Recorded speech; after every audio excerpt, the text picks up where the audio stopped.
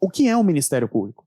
Ao ouvir a palavra ministério, a maioria de nós automaticamente é remetida à esplanada dos ministérios, com seus 17 prédios uniformes, acabando no Congresso Nacional e na Praça dos Três Poderes. Porém, o Ministério Público pouco tem a ver com seus homônimos do Poder Executivo, sendo um órgão independente dos três poderes da República e considerado de função essencial para o funcionamento do Poder Judiciário, e tem a responsabilidade, segundo a Constituição, de defender a ordem jurídica, o regime democrático e os interesses sociais e individuais indisponíveis. Mas onde o Ministério Público está inserido no nosso dia a dia? Como podemos nos comunicar e entender melhor uma das instituições mais centrais ao funcionamento do país?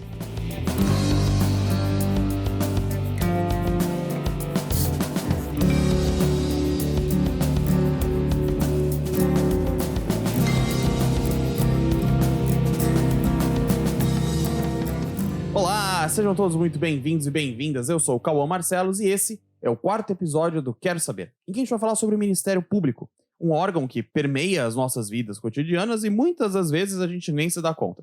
Agora, o Ministério Público ele é essencial ao nosso funcionamento de sociedade, como nós conhecemos hoje, porque não basta nós termos uma Constituição que seja extensa, com regras claras e razoáveis para todos os cidadãos e instituições, independente se você acredita que isso acontece no Brasil ou não hoje. Você precisa dotar o Estado de um órgão que consiga aplicar essas leis, que consiga investigar e identificar as pessoas que fogem delas e tomar as medidas cabíveis. E se você está acostumado com um sistema de três poderes, deve estar pensando aí, não é para isso que serve o sistema judiciário? Mais ou menos. Acontece que o judiciário, ele parte de um princípio de inércia, ou seja, um juiz, ele tem um caso que já está pronto, estruturado, prontinho para ser judiciado, trazido até si. Ele não vai atrás de um caso, que é ao contrário do Ministério Público, que é um órgão cuja função é essencial para a função jurídica no Brasil, né? Então, o Ministério Público ele tem uma prerrogativa de ação que permite a ele, quando tomar conhecimento de algo que fuja das leis, instaurar inquéritos, investigações, para ir atrás dessas pessoas que estão fugindo da lei e, de novo, tomar as medidas cabíveis. E o mais importante é que isso vale para cidadãos, instituições e principalmente governantes. Porque uma das funções do Ministério Público é proteger o Estado brasileiro, não o governo, o Estado, proteger a população e o seu interesse maior. Mas tudo bem, como que é estruturado o Ministério Público no Brasil?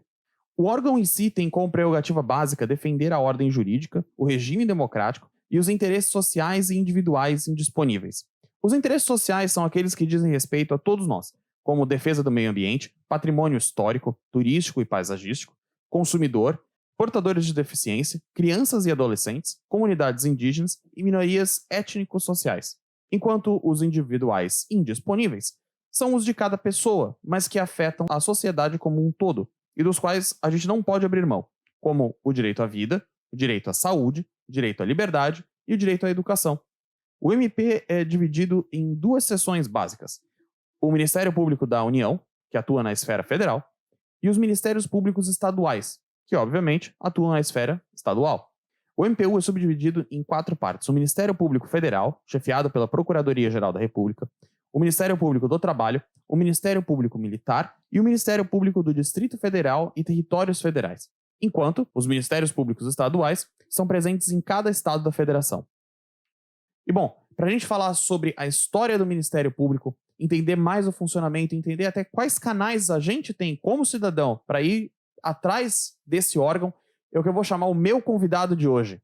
Paulo D'Amico, promotor de justiça criminal na Lapa, integrante do Ministério Público do Estado de São Paulo desde 1992, especialista em direito penal pela Escola Paulista de Magistratura, professor de direito penal da Faculdade Campo Limpo Paulista e da Escola Superior do Ministério Público de São Paulo. Paulo, que prazer ter você aqui hoje. Seja muito bem-vindo ao Quero Saber. Como é que você está?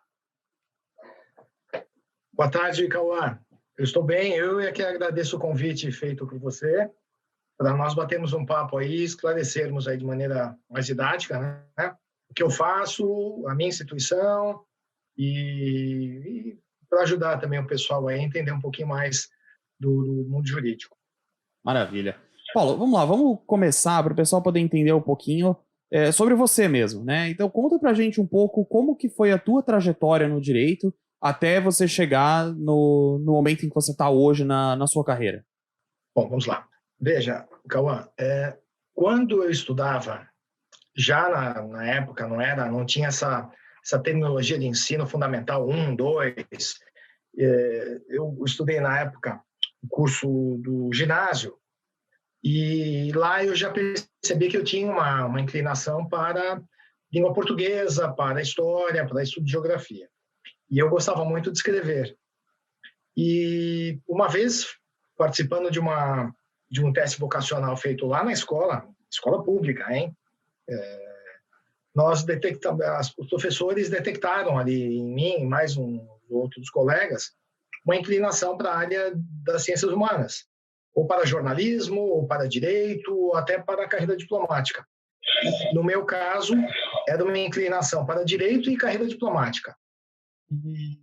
E aí, no ensino médio, para a área de humanidades, né, eu fiz toda a parte do colegial focado, né, mais em matérias da área de humanas, sociologia, antropologia, psicologia, história, geografia, língua portuguesa, principalmente. E aí já me preparei para o vestibular, prestei vestibular, acabei entrando na Universidade de São Paulo, na Faculdade de Direito do Largo de São Francisco. O curso de Direito lá nós temos curso na parte da manhã, o diurno, e o curso noturno. Eu entrei no diurno e durante 5 anos eu cursei a faculdade de Direito.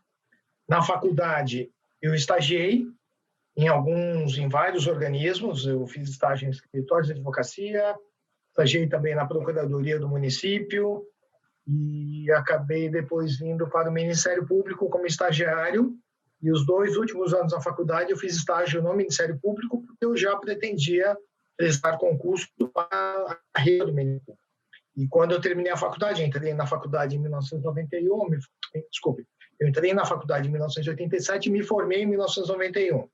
Já em 1992 eu prestei o concurso e no final do ano eu acabei sendo aprovado no concurso do Ministério Público de 1992, tomei posse e sou promotor desde então. Que legal. Sensacional. Agora, Paulo, eu vou começar aqui para a gente começar a entrar um pouco mais no tema de fato, né? Vamos lá. Começando a falar sobre o Ministério Público.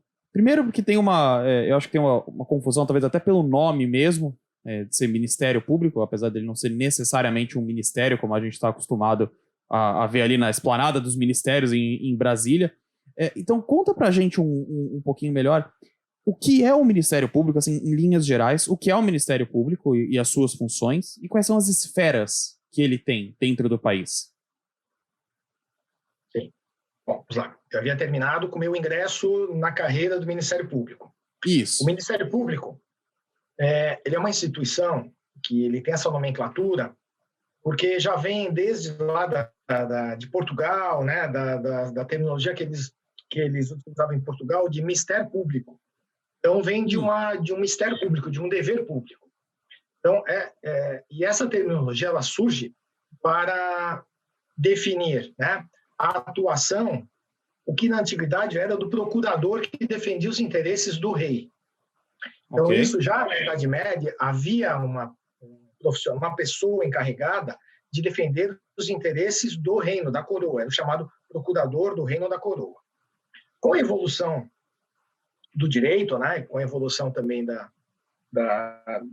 dessa função de defesa do Estado, separou-se um pouco a figura do procurador da coroa e do procurador que vai defender os interesses de Estado, diferenciando aquele que defende o Estado e aquele que defende o governo, né? E aí o Ministério Público, já reconhecido até em algumas legislações portuguesas, né, já que nós temos uma tradição portuguesa aí de orientação, né, jurídica do direito português, até porque nós somos colônias de Portugal. Sim. Algumas ordenações que eram textos da época, ordenações filipinas, manuelinas, afonsinas, já previam a figura do promotor de justiça, tá? E no Brasil, essa instituição já é uma instituição permanente desde 1891. E para que serve o Ministério Público? Para atuar na defesa do Estado contra aqueles que violassem a lei.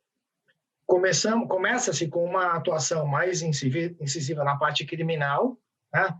Ou seja, acusando as pessoas que cometam crimes, acusando aqueles que violam a lei, e já mais recentemente o Ministério Público acaba, né, tomando uma feição muito mais ampla de defesa de interesses do direito do consumidor, de direitos humanos, defesa de direitos dos indígenas, defesa do meio ambiente, defesa de algumas pessoas portadoras de necessidades especiais, sem esquecer da nossa atuação principal, que eu acho, que eu creio, que é a atuação na esfera criminal como o acusador, aquele Certo. que vai, representando o Estado, ele vai acusar as pessoas que cometeram crimes. Já que as pessoas não podem fazer justiça pelas próprias mãos, nós temos que dotar o Estado de um organismo que represente a população, que faça aplicar a lei. Então, não sei se eu fui claro. Não, foi claro, sim. Aí agora, na verdade, me surge uma outra dúvida, né? Me leva uma outra questão. O Ministério Público, ele pode... quando você fala que ele é o papel do acusador, então ele é proativo na questão de acusar, na questão de iniciar um processo, uma investigação ou algo desse tipo contra a pessoa que supostamente teria feito algum crime, seja ela de qual natureza for, ou ela é inerte, ela precisa de algum tipo de ação de um terceiro que acione o Ministério Público, e aí sim o Ministério Público entra em ação. Como que funciona isso? Sim, entendi a pergunta. Veja, um dos princípios que regula a nossa carreira é o princípio do impulso oficial. Ok. Pelo princípio do impulso oficial, geralmente nós somos provocados a agir por outros organismos, né? Então nós podemos ser provocados a agir pela Polícia Civil, pela Polícia Militar, pela Guarda Civil Metropolitana, por órgãos de investigação que, verificando a prática de crimes com autoria e materialidade, encaminham os casos para nós. O princípio que nos rege, além desse impulso oficial, não é o da inércia, e sim o princípio da atividade. Nós temos o dever de agir. A partir do momento que um crime ocorre, vários organismos são movimentados. A Polícia Civil, que vai investigar, a Polícia Militar, que é chamada para a primeira atuação e a primeira ida para a verificação da ocorrência, algumas guardas civis metropolitanas que também podem fazer esse papel do poder de polícia. Então, vários organismos são acionados. O Ministério Público é encarregado de receber essas informações, ou receber esses dados referentes à prática de crimes, e aí agir sem a necessidade de ser provocado pela vítima, ou por qualquer outro tipo de parte. O Ministério Público tem que agir de ofício. É diferente do Judiciário, é diferente do Poder Judiciário. O Poder Judiciário, um dos princípios que rege a atuação do juiz é o princípio da inércia. No Ministério Público, não. O princípio é o princípio do impulso. A partir do momento que nós somos impulsionados ou verificamos a ocorrência de algum crime ou de um fato definido ou que exija a nossa atuação, nós temos a obrigação de agir. Correto. Faz muito sentido. E a minha pergunta foi exatamente partindo do princípio da inércia do Judiciário. Como eu entendo que tem algumas relações entre o Ministério Público e o Poder Judiciário, ficou na minha cabeça essa dúvida. Como que funcionaria? Aí agora, uma coisa que eu queria perguntar é quanto ao funcionamento do Ministério Público, em qual braço do Estado ele se encontra? Legislativo, executivo, judiciário? Porque eu acho que de uma perspectiva de fora, e de uma perspectiva leiga até, faria sentido, acho que na cabeça de muita gente, que fizesse parte do judiciário. Ele faz de fato parte do judiciário, ou ele é uma instituição autônoma? Como que é essa organização do Ministério Público dentro dos três poderes? No passado, o Ministério Público era uma parte do Poder Executivo. Tá? Ok. Com essa confusão que havia entre defesa de Estado e defesa de governo. Tá?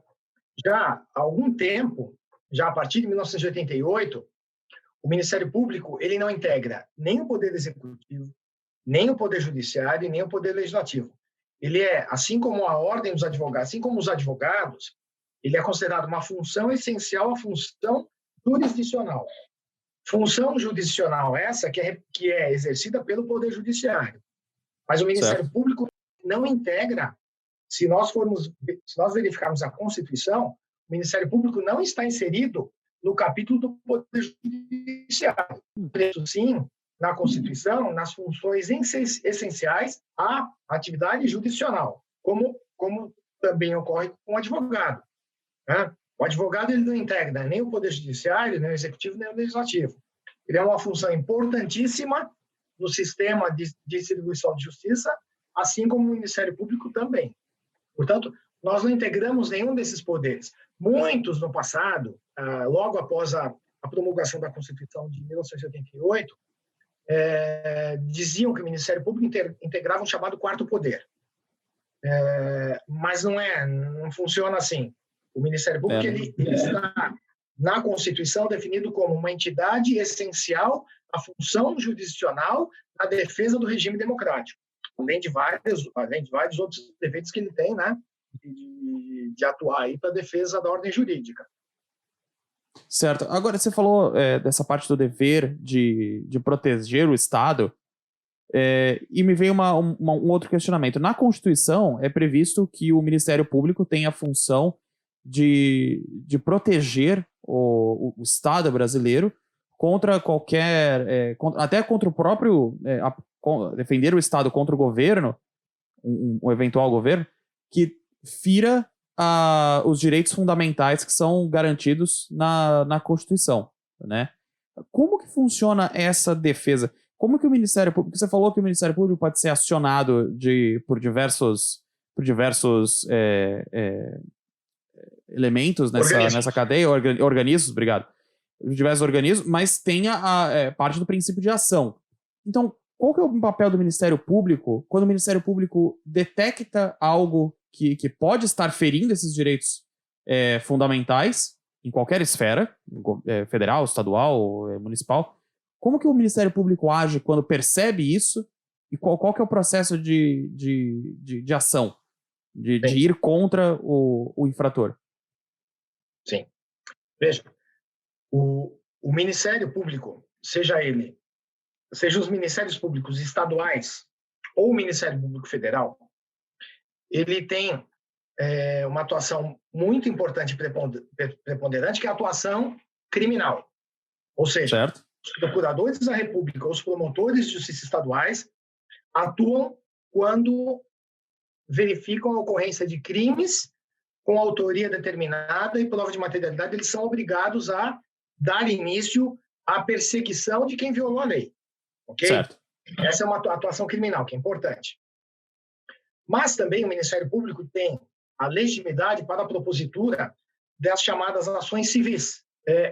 Normalmente elas são ajuizadas pelos procuradores da República e pelos promotores de justiça estaduais quando verifica-se a violação de direitos indisponíveis, os chamados direitos de natureza coletiva, que atingem um número indeterminado de pessoas e que é muito importante na defesa da cidadania que exista um órgão que atue na defesa desses direitos, que acaba sendo um direito constitucional do cidadão. Exemplo, Certo. A questão da abertura ou não de comércios, de serviços em cidades, né, do Brasil inteiro. O que vem acontecendo? Os promotores de justiça verificando que as prefeituras estão desrespeitando normas estaduais com relação a fechamento de determinados serviços e atividades, o Ministério Público tem ajuizado ações civis públicas para obrigar prefeitos a seguirem as determinações estaduais, a seguirem as determinações da Organização Mundial de Saúde com relação à pandemia que nós estamos vivenciando. Correto. Veja, sem provocação, basta nós tomarmos conhecimento, os promotores de justiça tomam conhecimento, ou procuradores da República tomam conhecimento de desrespeito a normas que estão vigentes com relação à pandemia e eles ajuizam as ações civis públicas. Então é uma atuação diferente da nossa atuação criminal, que é a atuação típica nossa, e passam a agir agora na área civil. Nas questões de improbidade. Quem é que está atuando e acusando o governador para apurar se houve ou não improbidade administrativa? O Ministério Público. Por quê? Ok. O Tribunal de Contas verificou lá no estado de Santa Catarina um sobrepreço na compra desses equipamentos e acionou o Ministério Público, que, por sua vez, instaurou um inquérito civil e agora está quase em vias de propor ação civil pública. A ação civil pública é a ação de improbidade contra o governador do estado por ato de improbidade. Então, a esfera de atuação do Ministério Público ela é muito grande. Vai desde a defesa do idoso, que não tem acesso a uma agência ou não tem acesso a um direito dele ser observado, até o homicídio, né, o crime hediondo. Essa é uma atuação que, para a população, é mais fácil de assimilar. Bom, aí vai haver um promotor a acusar. Mas nós não temos apenas essa obrigação. Nós temos a obrigação de defender vários outros interesses. Desde o interesse aí da comunidade de Santos em respeitar as regras de isolamento, até a investigação contra um governador de estado, até contra um presidente da República, por desrespeito a normas da Organização Mundial de Saúde. Interessante. Você falou duas coisas agora que me chamaram a atenção, que eu vou te perguntar. A minha primeira pergunta é a seguinte: quando você fala de defesa, por exemplo, de um idoso que não tem acesso a uma agência, ou de, às vezes, povos indígenas, partindo do princípio que o Ministério Público ele pode agir a partir do momento que ele toma conhecimento de alguma coisa que de fato está sendo... que quebra a lei ou fere a Constituição de alguma maneira, como que o cidadão pode entrar em contato, se é que é possível, com o Ministério Público, para que o Ministério Público tenha essa ciência de algo que está acontecendo? Existe algum tipo de canal de comunicação entre o povo e o Ministério Público? Sim, cada cidade, cada minúsculo povoado no Brasil inteiro vai ter um promotor de justiça que é responsável por aquela região. Pode ser um município que não tenha fórum e que não tenha uma promotoria instalada, mas esse município certamente vai estar subordinado a alguma comarca, onde haverá um juiz e haverá um promotor de justiça. Isso em qualquer lugar do Brasil. E o promotor de justiça ele é obrigado, por lei, a realizar o atendimento ao público. Na semana útil, de segunda a sexta-feira, durante todo o expediente, né, do Ministério Público, durante todo o expediente dos fóruns, onde houver fóruns em que o Ministério Público seja instalado, ele é obrigado a atender a população. E essa população ela pode muito bem levar ao conhecimento do promotor fatos que podem, em tese, caracterizar crimes ou ilícitos civis que ensejam a atuação do Ministério Público. Como, por exemplo, olha, estão desrespeitando os direitos de delimitação de uma aldeia indígena em determinado território do Brasil. Ou então estão desrespeitando o direito do consumidor porque está havendo a formação de cartel no oferecimento de determinado serviço em determinada cidade. É uma atuação muito ampla. Bem ampla, sim. Como o promotor de justiça não pode estar em todos os lugares ao mesmo tempo, ele precisa também, às vezes, da ida pessoal aos fóruns ou por intermédio dos canais. Hoje, a maioria dos ministérios públicos já está dotado de e-mail, já está no Facebook, Twitter, já tem a nossa ouvidoria, né, que recebe as notícias de fatos, né, que em tese sejam a nossa participação, e até nos casos em que os promotores negaram a atuação. Nós temos a nossa ouvidoria, a nossa corregedoria, que estão instaladas aí, foram criadas justamente para a atuação quando o promotor falha. Quando nessa cadeia de atuação, o promotor não atua, se omite, ele negligencia. Existe um sistema para forçar o promotor de justiça a dar resposta ao cidadão. E para aquele cidadão que não tem acesso à internet, aí ele pode ir pessoalmente às sedes das promotorias e exigir o atendimento pessoal a ser feito ou por um funcionário capacitado ou pelo próprio promotor de justiça. Muito interessante. É muito legal saber isso, porque eu imagino que muita gente, eu inclusive, não sabia que existia esse tipo de canal de comunicação. Então, bom, fica a dica para todo mundo que está assistindo o episódio hoje. Agora, a minha última pergunta, que é uma pergunta talvez até bem simples, mas você falou uma hora que entram os promotores e os procuradores. Essencialmente, qual é a diferença entre um promotor e um procurador? Promotor de justiça é o integrante do Ministério Público Estadual ou do Distrito Federal. Então, promotor de justiça é aquele que integra o Ministério Público dos Estados. Ele recebe o nome de promotor de justiça quando ele atua em primeira instância, em primeiro grau. Ele vai receber o nome de procurador de justiça quando ele, mais tarde, com mais experiência, passar a atuar apenas junto ao Tribunal de Justiça do Estado de São Paulo. Ele recebe o nome de procurador de justiça. Isso no âmbito estadual. No âmbito federal, no Ministério Público do Trabalho, no Ministério Público da União e no próprio Ministério Público Federal, a terminologia usada é que o integrante do cargo de Ministério Público tem o nome de procurador da República. Então, você tem um procurador da República que integra o Ministério Público Federal, um procurador da República que integra o Ministério Público da União, procurador da República que integra o Ministério Público do Trabalho. É uma questão de terminologia, de nomenclatura, mas que exigiria talvez uma reforma nas leis orgânicas e na própria Constituição para que apenas uma terminologia, uma nomenclatura fosse usada.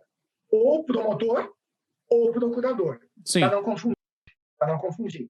Porque nós temos também procuradores do Estado que não são do Ministério Público, defendem o interesse do Estado de São Paulo e que tem essa nomenclatura, procurador do Estado. Ele presta um concurso para integrar a Procuradoria do Estado. Então, a situação é confusa porque são expressões que confundem e acabam misturando instituições que, às vezes, não têm muita relação entre si. Certo. Esse último exemplo que você deu do Estado de São Paulo, de ser um procurador do Estado de São Paulo, de fato me pareceu muito confuso.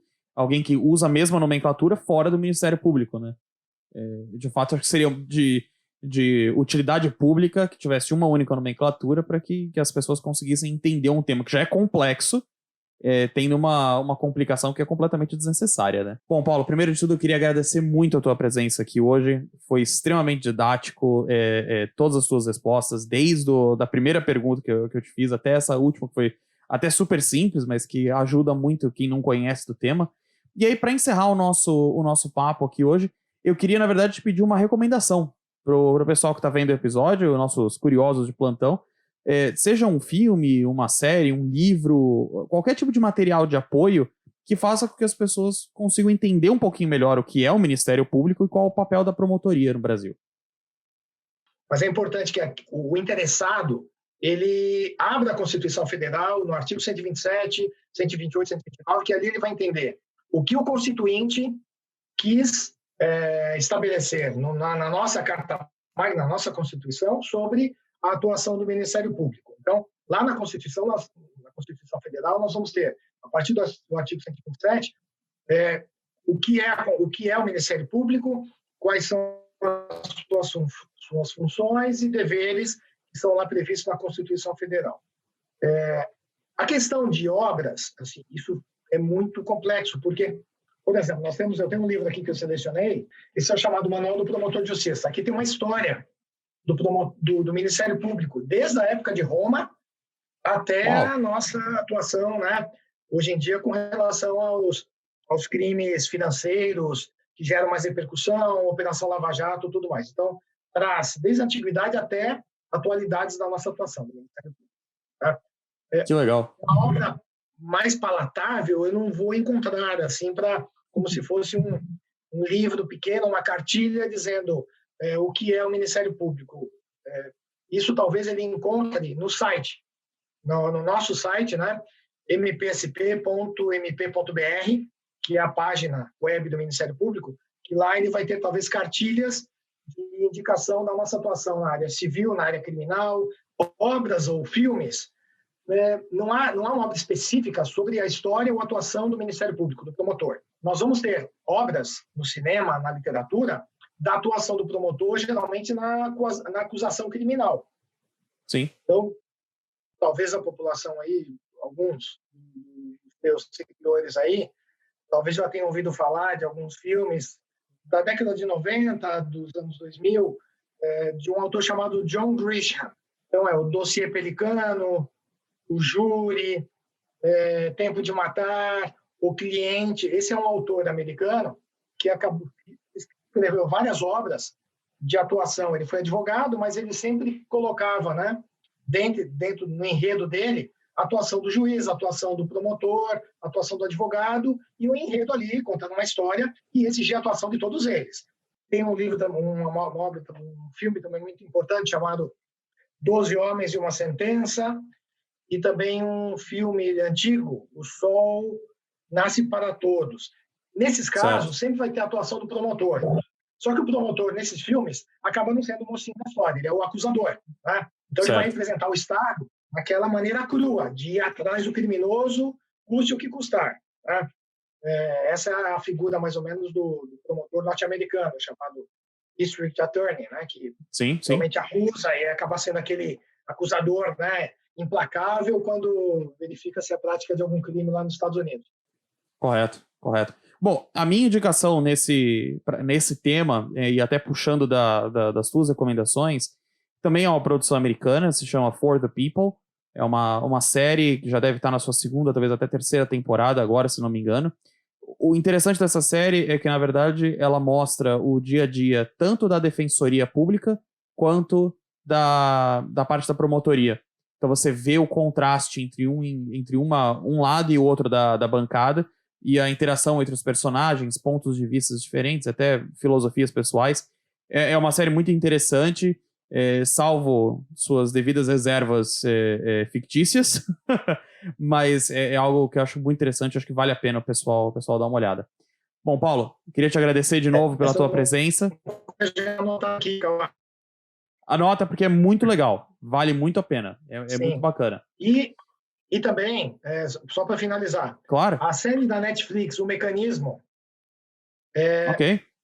traz ali a atuação dos procuradores da República na apuração dos escândalos envolvendo a Petrobras. Ali teve uma atuação muito forte do Ministério Público Federal. Certo. Bom, fica a dica para todo mundo que está assistindo. Paulo, de novo, muito, muito obrigado pela tua presença aqui hoje. E até a próxima. Tchau. Obrigado, eu que agradeço.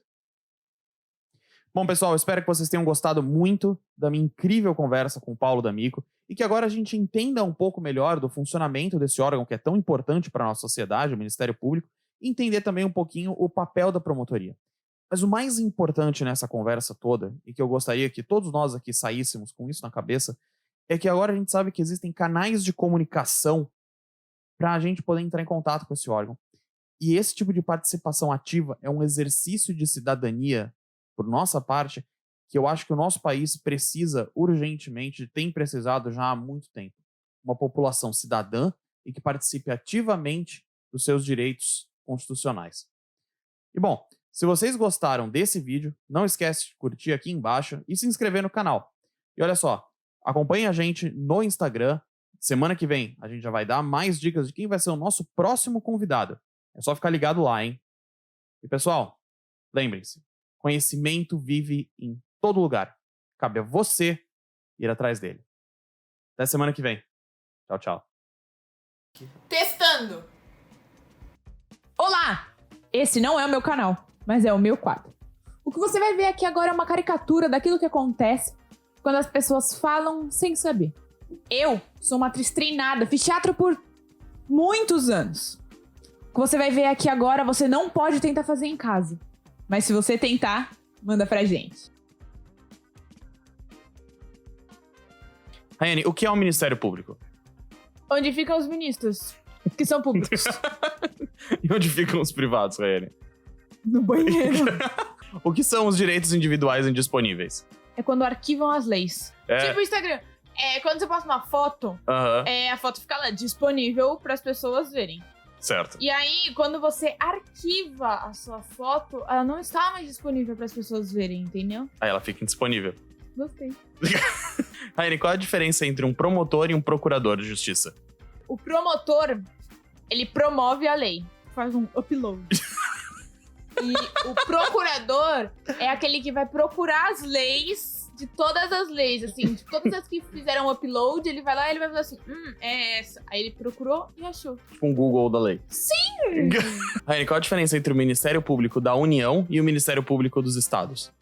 O da União tá unido, tipo, todos. Todos. E o dos estados é, tipo, como ele tá se sentindo. Qual é o seu estado hoje? Dentro de qual dos 3 poderes o Ministério Público tá inserido? Ah, dos 3 poderes, executivo, legislativo e judiciário? É. Executivo. Não. Não? Legislativo. Não. Como não? Judiciário? Não. Então tá errado, você me enganou. O Ministério Público tá fora dos 3. Você me enganou. Corta.